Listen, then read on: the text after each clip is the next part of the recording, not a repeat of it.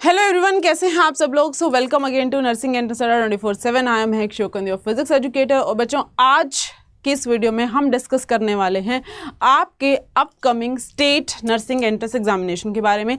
जैसे कि आपको पता है बच्चा कि अब एग्ज़ाम 12th के बोर्ड के एग्ज़ाम हो चुके हैं और सारी चीज़ों की एग्ज़ाम डेट जो है वो रिलीज़ हो चुकी है।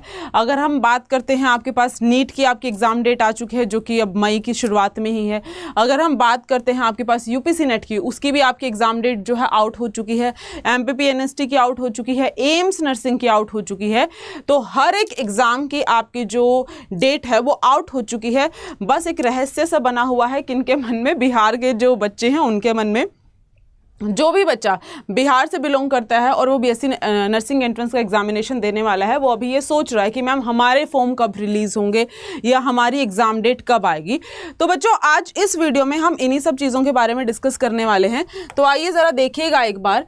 अगर मैं 2025 की बात करूँ, ये किसकी बात है भाई? ये 2025 की बात है। हम जो है प्रीवियस ईयर के बेसिस पर ही एनालिसिस कर सकते हैं कि आपका क्या हिसाब रहा था। बच्चों, नॉर्मली आपके जो फॉर्म है ना वो अप्रैल वगैरह में आउट हो जाते हैं और मई जो है इसकी क्या थी, लास्ट डेट थी। मई 18 वॉज योर लास्ट डेट, है ना, ये डेडलाइन थी फॉर्म को फिल करने की। और एग्ज़ाम जो है आपका जल्दी कंडक्ट करवा दिया गया था, 8-9 जून को करवा दिया गया था।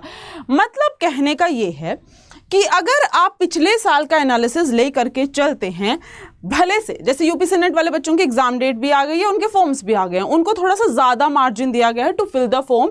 एंड एकदम से बॉम्ब नहीं फूटेगा कि हाँ बस कल को ही एग्जाम है, आज हमारे फॉर्म फिल करने बंद हुए और कल को ही मेरा पेपर है। ऐसा नहीं हुआ उनके साथ। लेकिन आप लोग मेंटली प्रिपेयर रहिए कि अगर अब आपके फॉर्म आउट होते हैं तो आपकी एग्ज़ाम डेट ज़्यादा दिन के बाद नहीं होगी, हफ्ते या 2 हफ्ते के अंदर ही आपका पेपर ले लिया जाएगा।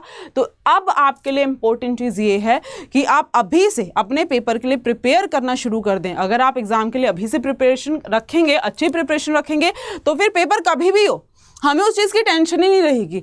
जो भी एग्ज़ाम आएगा हम उसमें वेल प्रिपेयर्ड जाएंगे, अच्छे से अपनी प्रिपरेशन के साथ जाएंगे और आप अच्छा स्कोर कर पाएंगे। Then you will get the college of your choice, है ना। अब एक बार जान लेते हैं कि पेपर, पहले तो ये बताओ कौन कौन दे सकता है, ये जान लेते हैं। तो वही आपकी जो एज लिमिट है 17 होनी चाहिए, आपके पास 12th में बायोलॉजी होना चाहिए, 40% एग्रीगेट होना चाहिए। तो वही बच्चे जो हैं इस एग्ज़ाम को दे पाएंगे। उसके साथ साथ what is your exam pattern, एक बार आइए उसके बारे में देख लेते हैं। एग्जाम में बच्चा यहाँ पर आपसे फिजिक्स, केमिस्ट्री, बायोलॉजी, यही 3 मेन सब्जेक्ट आपसे पूछे जाते हैं।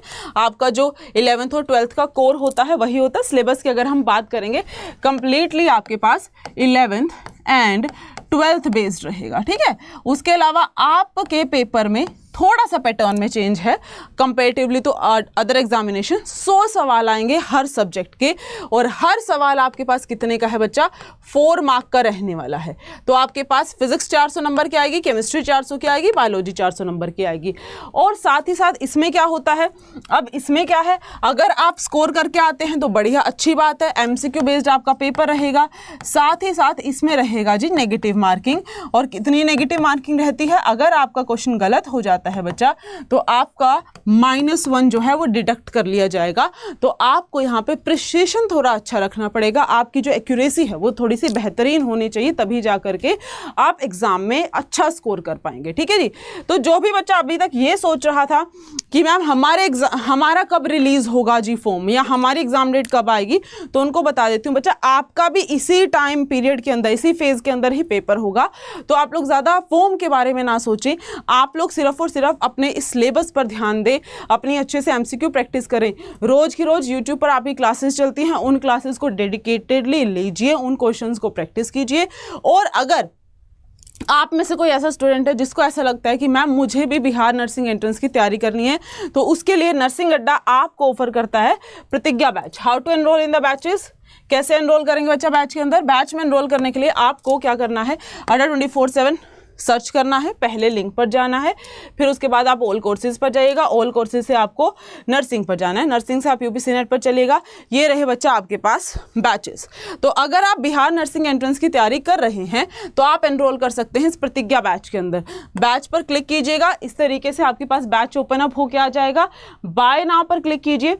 बाय नाउ पर आप जैसे ही क्लिक करेंगे यहाँ पर आप एक डिस्काउंट कोड यूज़ कर सकते हैं विच इज़ योर YT43। आप इस डिस्काउंट कोड को जो है यूज़ कर लीजिए तो बैच जो है आपको 629 रुपीज़ में पड़ जाएगा। उसके अलावा अगर आप चाहते हैं कि मैम हमें तो जो है जी MCQ प्रैक्टिस करनी है सिर्फ, तो बच्चा आप इस रामबाण बैच में एनरोल कर सकते हैं। सेम आप बाय नाउ पर क्लिक करो, जैसे आप बाय नाउ पर क्लिक करोगे तो बैच पे वो आपसे फिर से एक डिस्काउंट कोड पूछेगा जो कि मैंने आपको बताया है कि YT43 आपका रहने वाला है। आप अप्लाई कर लीजिए। अप्लाई जैसे ही आप करोगे अगेन ये बैच भी आपको सेम प्राइस में मिलेगा। फर्क सिर्फ इतना बच्चा, रामबाण बैच में आपकी MCQ प्रैक्टिस करवाई जाती है, प्रतिज्ञा में आपको थ्योरी करवाई जाती है। तो आप अपनी रिक्वायरमेंट के हिसाब से बैच में एनरोल कर सकते हैं। बाकी यूट्यूब पर आपकी फ्री क्लासेस चल रही हैं, आप आइए साथ में अपने फ्रेंड्स से भी शेयर कीजिए सो दैट जो भी आपका फेलो फ्रेंड है वो जो पेपर देने वाला है वो भी जो है इस YouTube की फ्री सीरीज़ का या अगर वो बैच में एनरोल करने में इंटरेस्टेड है कर सके और वो भी इस बार अपना ड्रीम नर्सिंग कॉलेज ले सके। तो फिलहाल इस वीडियो के लिए इतना ही। Thank you so much. अगर आपकी कोई डाउट, कोई समस्या, कोई परेशानी है तो आप शेयर कर दीजिएगा, हम उसका सॉल्यूशन ज़रूर लेकर के आएंगे। तब तक के लिए धन्यवाद। Have a good day. Bye bye. Take care बच्चा।